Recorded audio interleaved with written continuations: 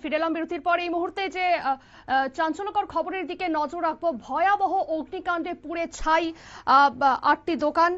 উত্তর ত্রিপুরা জেলার পানিসাগর বাজারের ঘটনা। ক্ষয়ক্ষতির পরিমাণ প্রায় 2.5 কোটি টাকা বলে জানা যাচ্ছে। গতকাল গভীর রাতে উত্তর জেলার পানিসাগর বাজার এলাকায় এক ভয়াবহ অগ্নিকাণ্ডের ঘটনা ঘটে। স্থানীয় সূত্রে জানা যায়, দ্রুত আগুন ছড়িয়ে পড়ায় 8টি দোকান সম্পূর্ণ পুড়ে ছাই হয়ে যায়। প্রাথমিক অনুমান অনুযায়ী এই অগ্নিকাণ্ডে প্রায় 2,50,00,000 টাকার বিশাল আর্থিক ক্ষতি হয়েছে।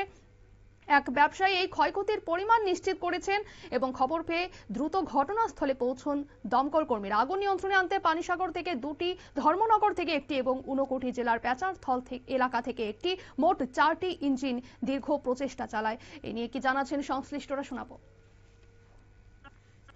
তখন ফায়ার ব্রিগেড এসে দুই সাইডে 2টা ফায়ার ব্রিগেডের পাইপ দিয়ে আগুন নিয়ন্ত্রণে এনেছে, কিন্তু এখানে 7 থেকে 8টা দোকান পুরা একদম জ্বলে নিঃস্ব হয়ে গেছে। ওরা এখানে আমাদের আইডিয়া অনুযায়ী আমি বলছি, অনুমানিক প্রায় 2.5 কোটি টাকারও অধিক এখানে ক্ষতিগ্রস্ত হয়েছে।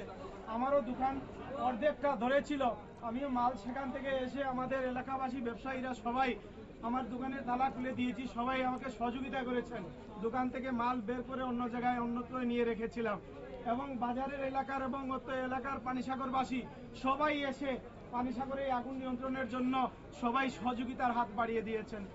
আমি অসংখ্য ধন্যবাদ জানাই পানিসাগর ফায়ার ব্রিগেডকে এবং যারা আমাদের এই সময়ে যারা আমাদের সহযোগিতা করেছেন, এলাকার সর্বস্তরের নাগরিক সবাইকে আমি অসংখ্য ধন্যবাদ জানাই। কয়টি দোকান পড়েছে? অনুমানিক এখান থেকে 8টা দোকান চলেছে। কি কি দোকান ছিল এখানে? এখানে জুতার দোকান ছিল, প্রথমত একটা বাসনের দোকান, তারপরে জুতার দোকান, তারপরে বাসনের দোকান, আবার বাসনের গোডাউন, তারপরে কাপড়ের দোকান, তারপরে টেইলারের দোকান, তারপরে ইলেকট্রিকের দোকান। ইলেকট্রিকের দোকানের পর আগুন যখন ক্রস করে যায় তখন ফায়ার ব্রিগেড এসে সেখানে নিয়ন্ত্রণে আনে। অনুমানিক 8টা দোকান হবে এখানে জ্বলেছে। আপনারা শুনলেন সংশ্লিষ্টের পক্ষ থেকে বক্তব্য। দমকল কর্মী এবং স্থানীয় এলাকাবাসীর প্রায় 2 ঘন্টার যৌথ প্রচেষ্টার পর আগুন নিয়ন্ত্রণে আসে।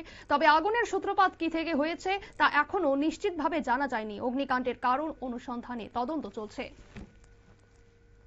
নিয়ে নিচ্ছে ছোট্ট একটি বিজ্ঞাপন বিরতি, সঙ্গে থাকুন।